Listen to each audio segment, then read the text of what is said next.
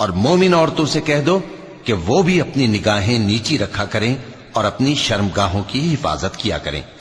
اور اپنی آرائش یعنی زیور کے مقامات کو ظاہر نہ ہونے دیا کریں مگر جو اس میں سے کھلا رہتا ہو،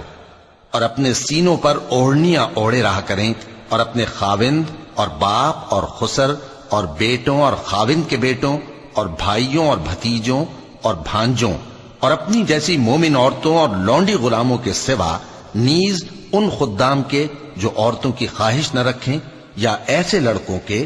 جو عورتوں کے پردے کی چیزوں سے واقف نہ ہوں، غرض ان لوگوں کے سوا کسی پر اپنی زینت اور سنگھار کے مقامات کو ظاہر نہ ہونے دیں، اور اپنے پاؤں ایسے طور سے زمین پر نہ مارے کہ جھنکار کانوں میں پہنچے اور ان کا پوشیدہ زیور معلوم ہو جائے۔ اور مومنوں سب اللہ کے آگے توبہ کرو تاکہ فلاح پاؤ، اور اپنے